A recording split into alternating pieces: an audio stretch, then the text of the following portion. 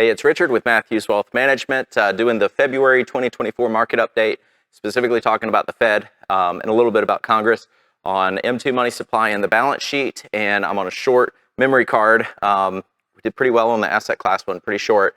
I'm going to try to keep this one short as well so I can make room for the last video that I want to do. So jump right in. All right, so it looks the same. All right, zooming in, remember last time we saw a gain or an increase in M2 money supply. This time we see a decrease. Good. We want it to stay decreasing as much as possible. So let's talk about what that is. This got weird just because of the year to date.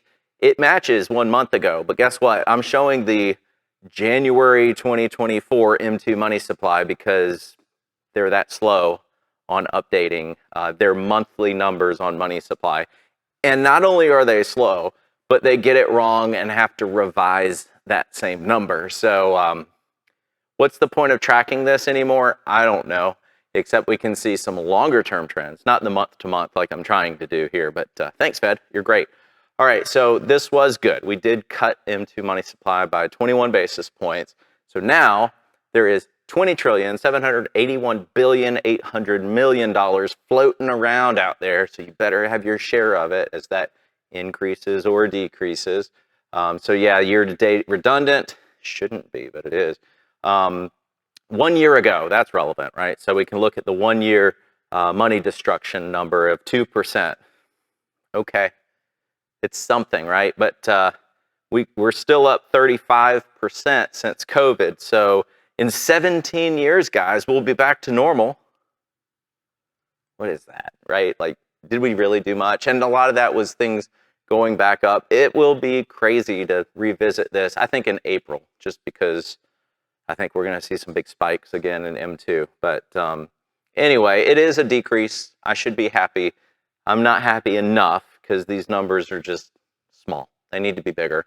And there's a reason M2 is not dropping as much as the Fed wants it to, even though they say they don't get into that. All right, so back to balance sheet. What does the Fed still have, right? So they bought a bunch of garbage during, they're about to buy a lot more garbage. So this is going to be weird to talk through. Anyway, the history of the Fed buying stuff, junk, basically. And, we don't need to own the junk because then somebody would have to take a loss. And we can't have that because that's terrible politically. There are no losses in this economy. Everything's gains only. And if there's a loss, the Fed will take it, which means it's your inflation. So anyway, here's the balance sheet. This was, after the bailout of 2008, still have to keep mortgages on life support. We tried to do some quantitative tightening and then it blew up in our faces. And thank goodness COVID showed up because then we could just hide all the fact that it didn't work what they tried last time in QT. Surprised it's not going to work this time either. But huge increase in what they were buying, and this was monetized debt, basically. Congress said, we got to do stimulus, we got to do PPP, we got to bail out the world, and, we can eat the money, we can wipe after the toilet with our money because we don't have toilet paper and all that stuff. But that's what this is print money just to dilute it, and then we wonder where inflation comes from. But they have started selling these bonds. That's basically what this is they bought a bunch of treasury bonds and some mortgage-backed securities, and they started selling it.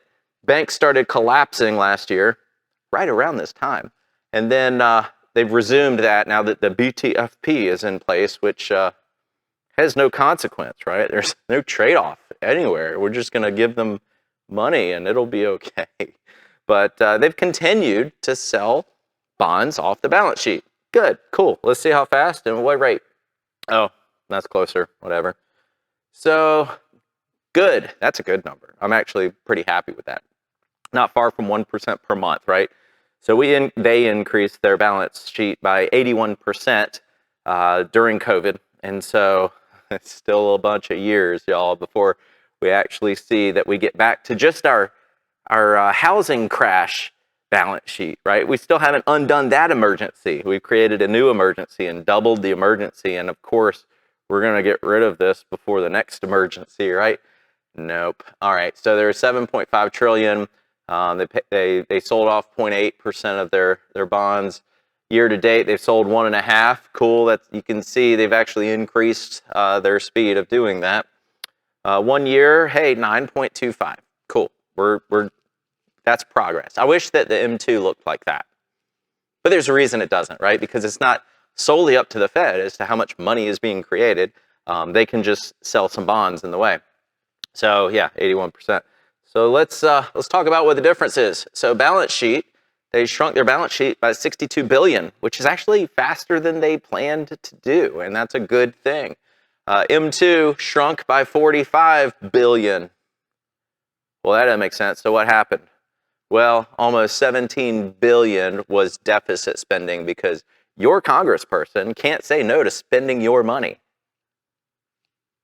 That's it. Okay, so M2 and balance sheet, had they just not spent more than they brought in, we would have rolled off 62 of our money supply, but instead it's only 45 because these people we elect don't know how to say no to spending money and buying votes. So that's my soapbox for it. As usual, come back, check out the asset class video we just did, and then also I'm going to do one about how are the banks doing. So look at that one as well, and see you next time.